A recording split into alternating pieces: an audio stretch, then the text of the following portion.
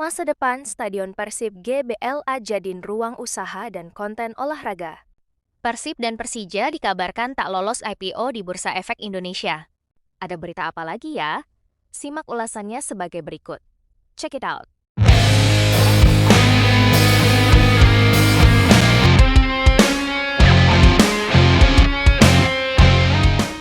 Markas utama Persib Bandung, yakni Stadion Gelora Bandung Lautan Api, yang berada di Kecamatan Gedebage, Kota Bandung, Jawa Barat, perlu dibenahi dari beberapa aspek. Keberhasilan Persib Bandung mencetak sejarah dengan meraih hat-trick atau gelar juara Liga 1 3 kali berturut-turut, yakni pada musim tahun 2024, tahun 2025, dan tahun 2026, membawa berkah dan potensi luar biasa terhadap berbagai sektor selain Persib itu sendiri. Perlu banyak perubahan stadion olahraga dengan ekosistem yang memberikan tempat untuk menumbuhkan usaha konten olahraga, industri produk peralatan olahraga hingga wisata olahraga dan kuliner. Stadion juga perlu dijadikan pusat ekonomi olahraga seperti bursa peralatan olahraga dan produk support untuk lapangan olahraga seperti net, jaring, rumput stadion, dan perangkat lainnya eksis di lingkungan sekitar stadion olahraga tidak hanya sepak bola. Apalagi prospek bisnis merchandise, kaos, dan atribut Persib Bandung dinilai sangat melejit dan memiliki potensi keuntungan yang luar biasa tinggi. Sebagai salah satu klub sepak bola terbesar di Indonesia, dengan basis supporter fanatik yang mencapai jutaan orang di Indonesia dan luar negeri, atribut Persib bukan lagi sekedar pakaian olahraga, melainkan sudah menjadi identitas budaya dan gaya hidup. Rencana PT Persib Bandung bermartabat untuk melantai di bursa saham semakin memperkuat citra Persib sebagai klub modern profesional. Hal ini otomatis meningkatkan brand value produk turunan mereka di pasar retail.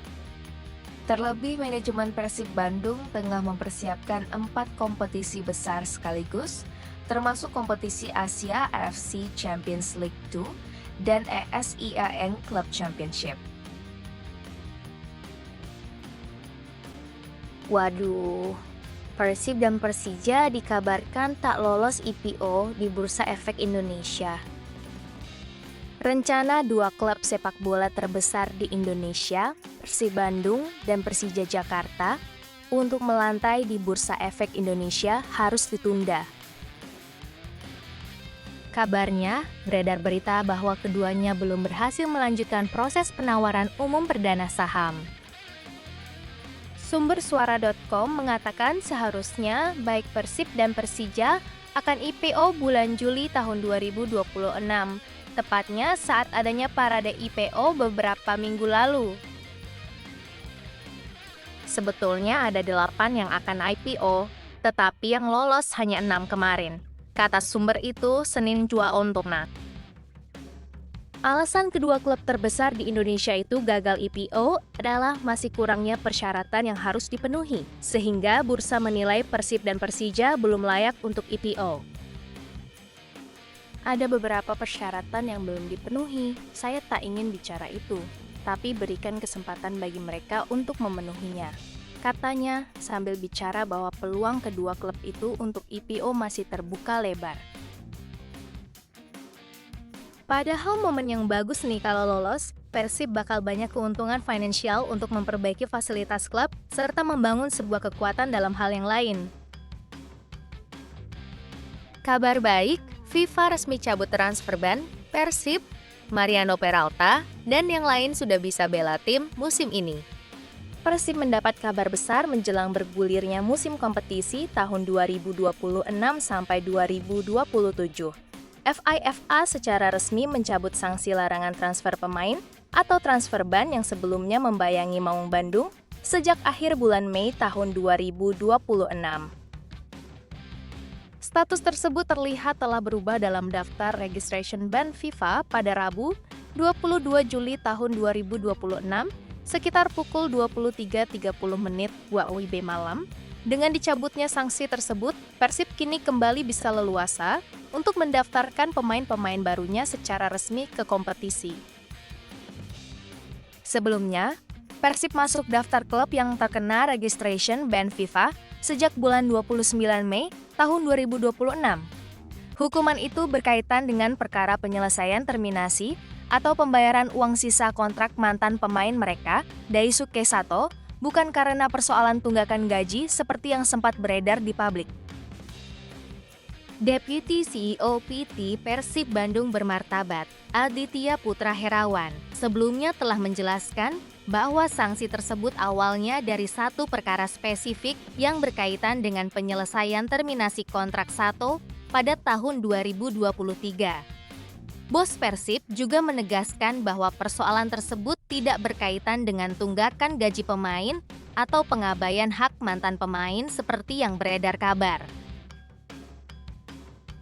Nah, dengan ini, persoalan ini bukan terkait penunggakan gaji pemain ataupun bentuk pengabaian terhadap hak-hak pemain sebagaimana yang mungkin dipersepsikan oleh sebagian pihak, kata Aditya. Gakuto Notsuda bilang secara belak-belakan, alasan gabung Persib sulit menolak klub sebesar ini.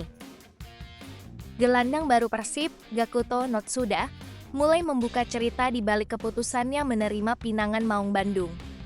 Pemain dari Jepang itu mengaku gak membutuhkan waktu lama untuk menerima tawaran bergabung karena tertarik dengan besarnya nama Persib dan fanatisme Bobotoh. Nama saya Gakuto Notsuda, usia saya 32 tahun, berasal dari Jepang. Posisi saya adalah gelandang, ujar Notsuda, dilansir dari persib.co.id. Ketika diminta menggambarkan dirinya dalam satu kata, ia menjawab singkat, samurai. Salah satu alasan terbesar menerima tawaran Persib adalah keinginannya mencari tantangan baru di luar Jepang dan Thailand. Ia mengaku antusias bisa bergabung dengan klub yang memiliki sejarah besar dan dukungan supporter yang sangat luar biasa fanatik. Tentu saja, karena saya ingin mencari tantangan baru. Keinginan untuk menantang diri di klub terbesar dengan basis pendukung yang begitu bersemangat membuat saya merasa sangat antusias, sehingga saya ingin segera bergabung, ujarnya.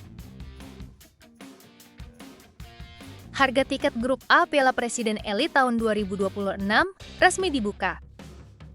Persib vs Arema jadi sorotan penjualan tiket Grup A Piala Presiden Elite tahun 2026 resmi dibuka. Seluruh pertandingan Grup A akan berlangsung di Stadion Sijalak Harupat pada Sabtu, 25 Juli tahun 2026.